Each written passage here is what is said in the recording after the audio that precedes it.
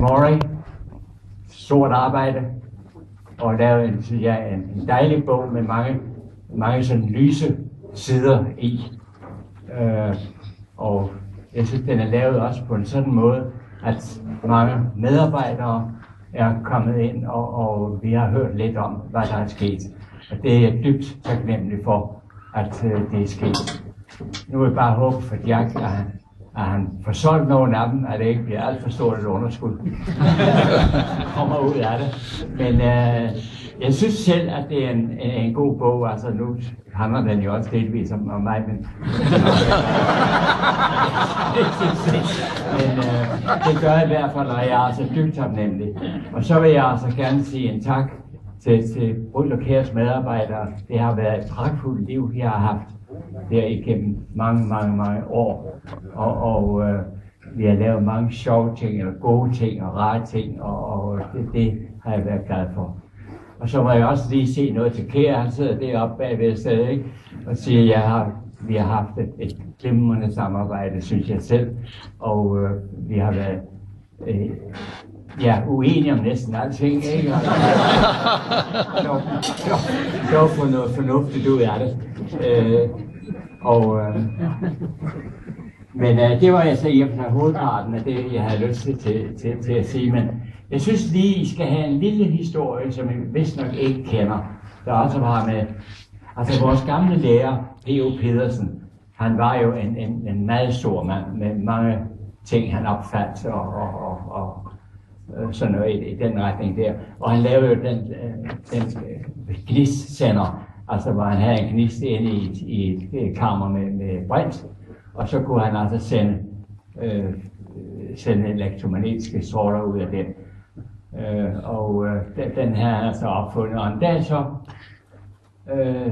men man kunne altså ikke sende radiobølger, fordi det var bare sådan gnister. Og Marconi, der altså havde lavet de første gnister, heller ikke, men fik dog forbindelse over Atlanterhavet, som Marconi havde med morsetegn tværs over Atlanterhavet.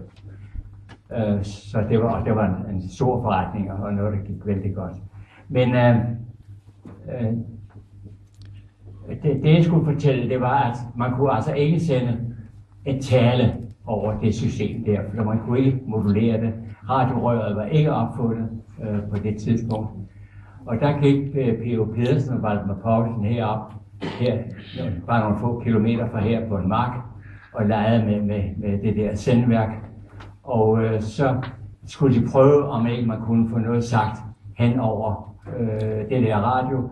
Og der var nogle unge mennesker, det så, og en kammerat der, han var søn af Brygger Tuborg, og blev senere også direktør for Tuborg, men han var så meget interesseret i elektronik for sine unge dage, så han og så en kammerat sad der og var så med til det her forsøg med at prøve, om de kunne få et snak over i en radio. Og det ordnede de så med P.O. Pedersen, at de skulle sidde nede i bryggeriet og have en stor antenne på dernede, og så med det der, man havde krystalapparater. Man havde jo ikke nogen forstærker der, så de havde fået det tunet ind, og oppe i Lyngby her, der havde altså en mekaner gået, og vi havde gået og sat en sender og sådan en stor antenne, så de kunne komme derned med morsesystemet, de gik udmærket. Men man ville jo meget gerne have, om man kunne prøve at få noget tale over. Men man kunne jo altså ikke modellere det der, så de lavede sådan en stor mikrofon af kul, altså præcis som man har sådan i almindelig telefon, men ret stor. Og så kunne de sende sendestrømmen derigennem, men det var jo noget i retning af en halv kilowatt til en hel kilowatt. Så den kunne kun holde til, måske et minut. Men så sker der det, så skulle de prøve, og de havde aftalt et tidspunkt, hvor den første tale skulle gå, aftalt med de unge mennesker dernede, så klokken var stillet ind for sig selv. Og de stillede så selve radioen ind op for den anden side ved at kortslutte mikrofonen, så altså strømmen gik igennem der, indtil de havde fået det line op, og de havde fået det passede det altså nøjagtigt det tidspunkt, du skal sige noget. Så skulle der altså komme en mand der og slå den der fra, den der, altså det var en kortslutning i, det var, så han skulle slå kortslutningen fra, så gik jo strømmen op igennem mikrofonen alt sammen, ikke? Og så skete der det uheld, det har jeg altså for de der unge mennesker, nærmest drenge, der sad og hørte på det dernede, at på det tidspunkt, hvor de skulle, der kunne de høre, der skete noget deroppe, og pludselig var der mand, der sagde, fy for sat. Also a swearing word in English was coming over, and after that the microphone died.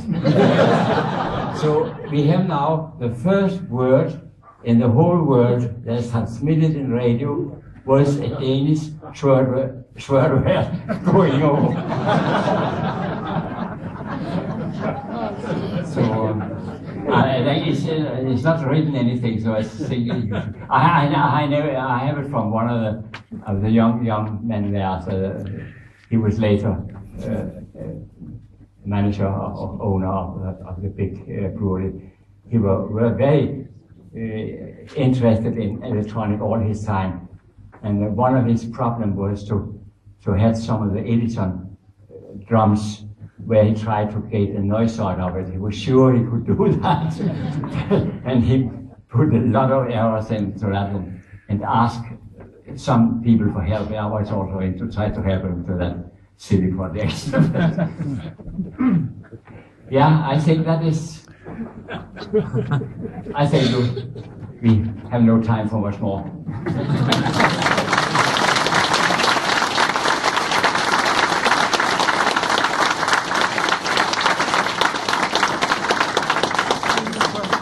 Er der strøm på den her? Ja, det er. Jeg vil gerne sige mange tak for et interessant indlæg, og jeg synes jo virkelig, at man kan mærke det store vingesus. Altså i dag, der sidder vi og ser streamet fjernsyn over telefonlinjerne, og trådløst og Facebook og jeg ved ikke hvad. Og for hvor mange år siden? Ja, det må være 65 eller noget. Ja. Så kan man kun bane igennem en 1 kW mikrofon. Der kan man se, at det er farligt at bane, ikke? Men det er jo helt fantastisk, hvad der er sket på så kort eller lang tid, som man nu vil. Jeg synes, at mit indlæg, det ligesom opfordrer til, at vi skulle også lave en interessegruppe, der kunne prøve at presse dig til at komme og holde nogle flere indlæg af de spændende ting, du har oplevet, fordi det er jo de her anekdoter, det er jo meget mere spændende end DB og frekvensrespons, og det er jo og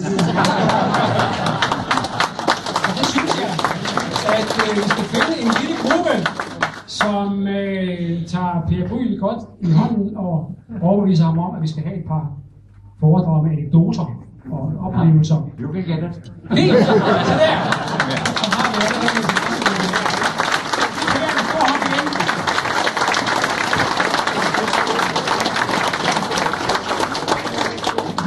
Der må spises i lange baner.